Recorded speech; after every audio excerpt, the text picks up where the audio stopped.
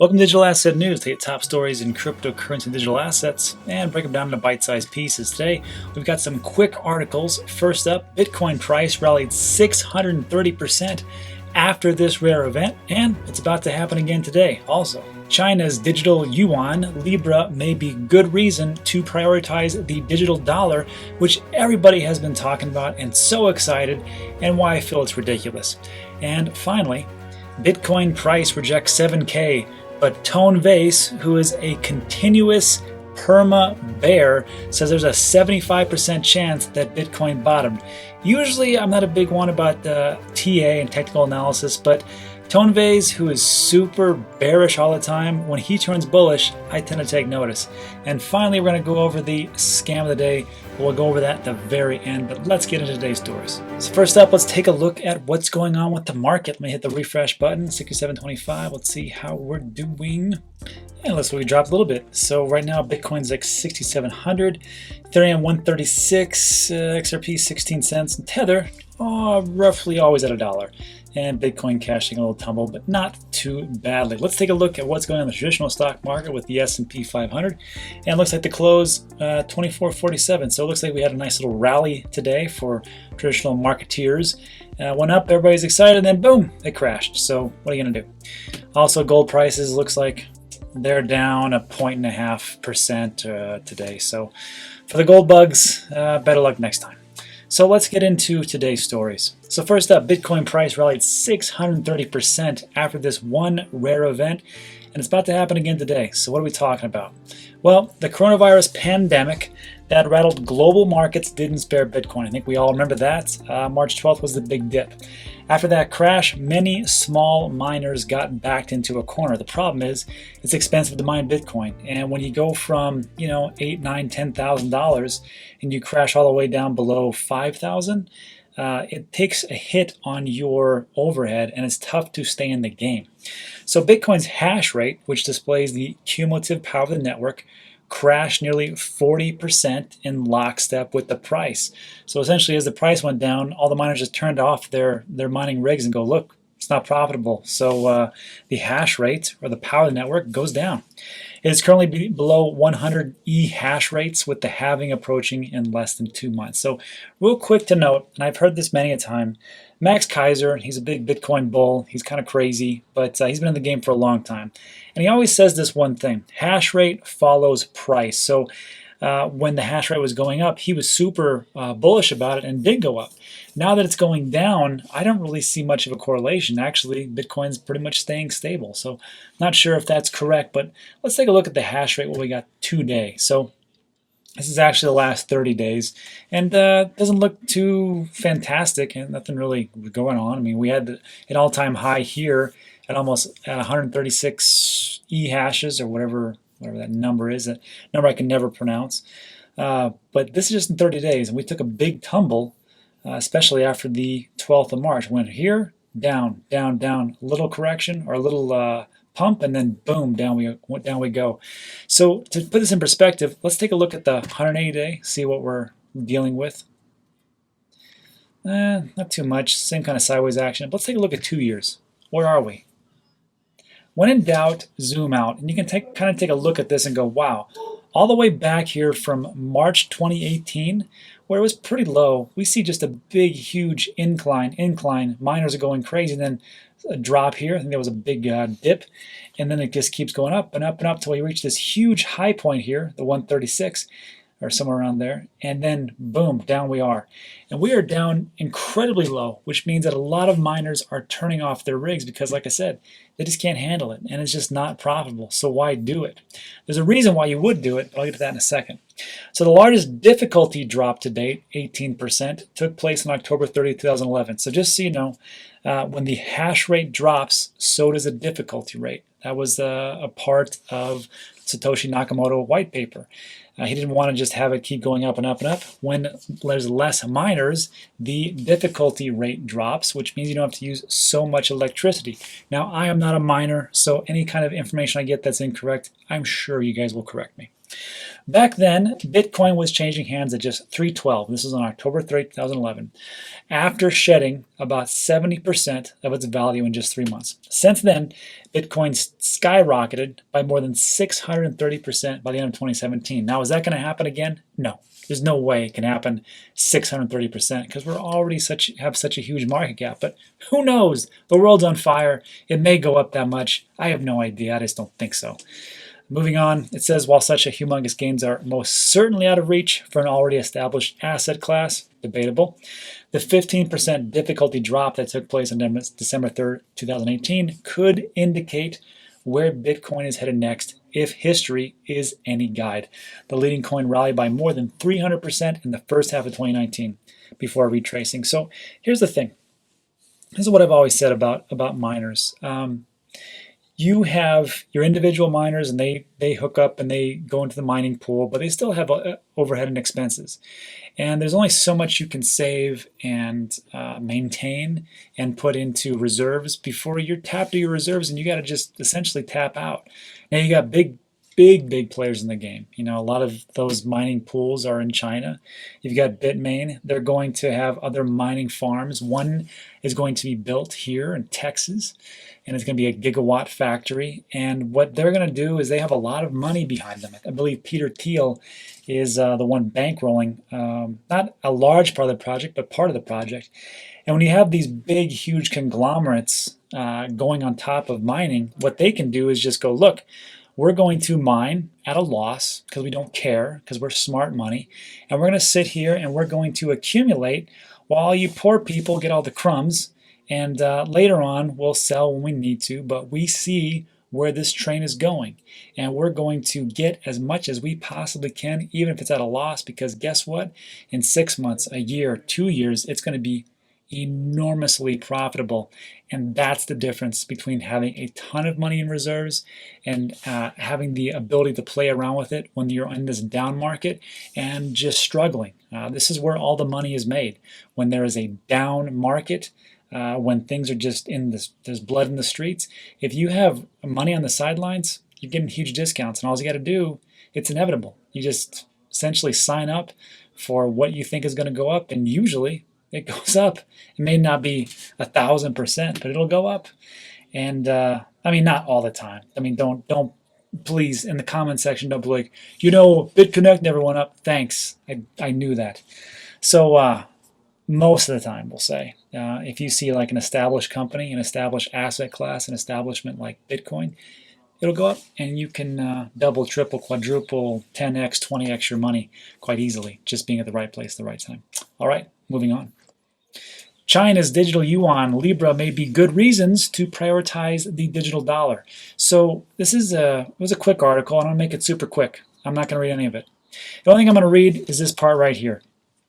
Because all they were talking about was Crypto Dad, the CFTC chairman, talking about how we got to have a digital dollar. Well, here's the thing. Everybody was all pumped up because there was a coronavirus relief package that a bill was going to be passed, and there was different versions of the bill. And Congress snipped out a lot of it. You got to understand, there's two sides to the story. There's a Democratic side and the Republican side. If you're not from the US, we have two political parties, and they fight like cats and dogs. And what they did is they trimmed out all the fat they didn't like, and one of those was the digital dollar.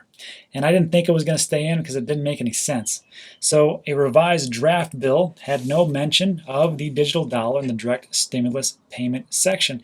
And I'm going to link it here. You can take a look at the document. It's like 200 some pages. I'm not going to go through it. But I took a look, and sure enough, nothing about a digital dollar. It can thus be speculated that House Democrats moved away from the idea because the digital dollar needs to be based on a decentralized ledger, having only just noted that the previous bill entirely omitted any mention of the use of a decentralized system or digital asset system. So, morning's video, and I said I don't understand why everybody's so hyped up about it. Not that I cared if it was going to pass or not, but it didn't make any sense because it was essentially the Fed being digitalizing the dollar and using the Fed as like the normal consumer could just go to the Fed and get money. I didn't see how that was going to work. I didn't see how it was going to help cryptocurrency digital assets, especially because it wasn't decentralized. I had no idea, but yeah, here we are. So that's it for that. Let's move on. Last up, Bitcoin price rejects 7K, but Tone Vays says 75% chance Bitcoin bottomed. And if you don't know Tone Vays, he is a permanent bear. This guy is never positive about anything. I mean, maybe he's positive about something, but definitely not cryptocurrency ever, it seems like. But here he says, going above 6,800 would maybe give me 85% confidence we're not going to go below this. And we're almost there. We've almost broken it. We're sitting at resistance, he said. Right now, I believe there's a 20% chance we're going to go below 3,800. At press time, Bitcoin was gaining momentum towards 7,000, passing the 6,800 threshold to hit 6,920. Now, however, Tone told traders that it was foolish to avoid entering the market in the hope of catching the next dip. He states, that will mean that you can't wait. You can't wait for their pullback to 3,500. You should be in Bitcoin by now. And then Dan Held, Director of Business Development at fellow exchange Kraken, stated this. There's a $6 trillion stimulus package for just one country, the US. And you don't think Bitcoin can reach a $2 trillion market cap? You're crazy. So the reason why I include this was I try to surround myself in every business that I have with one negative person. I'm going to tell you why. So I got this friend Alex, for example. One of my first businesses, it was a sports complex, and it was a sand sports, sand soccer. And I would always ask Alex, Alex, what do you think of this? And he'd be like, this sucks, or this is awful, whatever else. And I knew that it would be a winner if I could just get Alex to say, that's not bad. So and that's how I've gauged it with everything. Like I try to put like one negative person in everywhere that I can get, because I know if I can just get all the people around me, they're like, yeah, it's good, whatever else. But I can get that one person that is super negative to go, it's a pretty good idea. I know I got a winner. So here with Tone Vays, when I saw this, I was like, holy smokes, this guy is finally positive. There's something to it, because that guy is never positive about cryptocurrency. So I just thought it was interesting, and I wanted to include it. But yeah, the $6 trillion stimulus package, that is something. And I got to tell you, since this has happened, the Fed has been printing money. I've seen a lot of different things about how we are going to go down the tubes, and this is going to lead to hyperinflation, and we're going to see like wheelbarrows of money. And even I talked about it, but something feels different about this one. I don't know what it is, but I've been searching endlessly for different information about what could happen. And one of the subscribers even told me, they go, look, this isn't going to lead to a Great Depression for the Fed printing money. The Fed can print as much money as they want to. And I was like, what? That doesn't make any sense. So I was listening to Jimmy Dore. If you guys don't know him, he's a very far left-leaning guy. He's also a comedian, and he's very colorful. So I'm going to link to his show, and you can watch this, because he had on what was this guy? Dylan Radigan. And Dylan Radigan, he's a businessman, author, film producer, New York Times bestseller, blah, blah, blah. Big into economics, okay? He's not an economist, but he was on there talking about, because he's been around, and he went through the 2008 financial crisis and all that stuff. And what he asked him essentially was, hey, isn't this going to lead to a Great Depression? And what's going to happen here? So I can't play the whole 16 minutes, and I've watched this thing like 3 times, and it still eludes me. But I'm gonna play this next part. It's 1 minute and 30 seconds. I just want you to listen to it. That has to. Well, no, it's $4 trillion for the banks, Okay. $6 trillion for the businesses, and $4 trillion in loan guarantees. Okay. $4 trillion. Okay. So that causes inflation, right? And then my money is worth No, less. it doesn't. It doesn't cause inflation, because this is good. We're going to get into the weeds on this.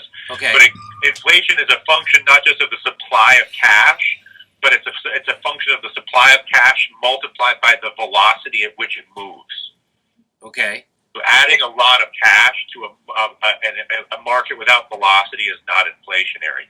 And in this case, all the cash is actually doing is it's allowing so the banks are going to have some number of defaults in their mortgage portfolios, in their small and medium enterprise lending businesses, and all the loans that the banks make, whether it's for people to buy houses or to operate businesses or whatever it is, they're going to have some unexpected number of defaults that will either force them to stop lending, to readjust their ratios and create a fourth crisis, which is a financial crisis, or they can take that defaulted paper and sell it to the U.S. taxpayer at 100 cents on the dollar, and then they just invent the dollar on the computer at the Federal Reserve using the currency and just diluting the currency, but the currency, because it's the reserve currency, doesn't reflect dilution. So I'm going to have you watch that later if you want to. I'm going to link it in the description because, like I said, I've watched it a couple times already, just trying to wrap my head around it. But there's one question that Jimmy comes up with in this one. He says, look, he goes, so you're telling me that the Fed, because this isn't something that is related to what the banks have done, where they kind of screwed us in 2008. This is something outside of their control. This is a viral type of issue that is leading to an economic downturn. You're saying that the Fed can just print money out of thin air? He said, yes. He goes, let me ask you this. He goes, all these things that we were told we couldn't have, like Medicare for all, like loan deferment for colleges, like different projects for infrastructure, different projects for the American people. You're telling me that they could have done that at the drop of a hat because it's the Federal Reserve? And he's like, yes. He goes, so what's going to happen after this? And essentially what he says is, well, the genie's out of the bottle. So my question to you is, do you think this will lead to something even greater than what we have here? And this is kind of going down a rabbit hole. So I'm not going to get too deep into it, but it makes me think, if the Fed could do all these things beforehand and it wouldn't affect as far as hyperinflation, or maybe it will or maybe it won't, why couldn't they have done this before? Just a thought. So that is it for today's video. I want to say thanks for sticking with to all my rants and whatnots. This was it was an interesting day, that is for sure. But if you got time, a couple minutes, stick with me. We're going to go over the scam of the day and try to get rid of some of these scammers as new people come into cryptocurrency digital assets. So let's get into it. So first up, scam of the day. I created this because I was sick of people getting screwed over. And I would be on YouTube just like you, and I would see these ridiculous claims of, send us a Bitcoin, we'll send you 10 Bitcoin, and it was just so dumb. But I knew people were falling for it. I did even a survey, and I found that 20% of my subscribers have fallen for a scam. Go figure that. So I created this so we could get rid of it, and I just asked for your help. That's it. So in every description of every one of my videos, in there it's going to say scam of the day. When you click on that, it's going to take you to this handy dandy Google spreadsheet, and just scroll down to the last 4 or 5 that we got. And it's a weird thing. Sometimes, like, I'll post one on, like this one, February 27th, and it gets removed the same day because everybody attacks it. Same thing here, same thing here.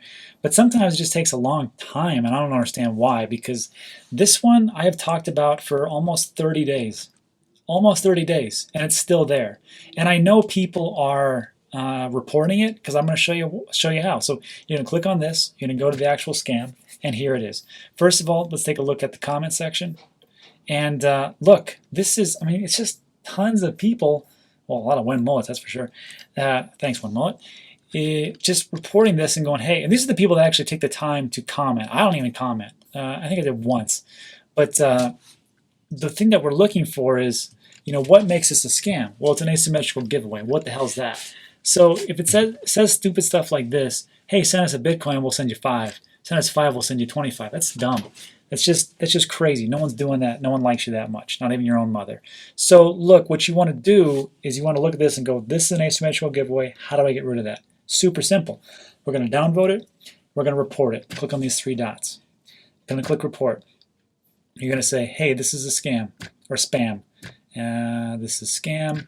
You're going to click next, and you're going to say, hey, this is a scam. And that's it. Report, and you're done. So I can tell you right now, I know that I'm not the only one who's reported it. It's been reported numerous times to YouTube. YouTube has an algorithm where they can find out these scams. I can guarantee it, because if they can give me a warning on something innocuous where I talk about betting on digital horses, they're going to give me a warning on that, but they can't tell that this is a scam when everybody else, especially all my subscribers or some of my subscribers, are reporting it. Get out of here, okay? It's just, it makes no sense. It annoys me to no end. So Well, I'm gonna tell you why it annoys me, because I don't want people getting screwed out of their money. That's the big thing. So that's it. Look, if you could help me out, I'd really appreciate it. Let's just keep attacking it, because we have to protect our community, because it's not like YouTube's gonna step in and help us. We got to do it ourselves. It's just how it is. So look, thanks for sticking with me through everything, and especially to the end of this. And if you like these types of videos where I'm not so heated up, just click on the, there's ones that are coming up on your left and right. Just check those out, and that is it. So thanks for watching. See you in the next one. Later.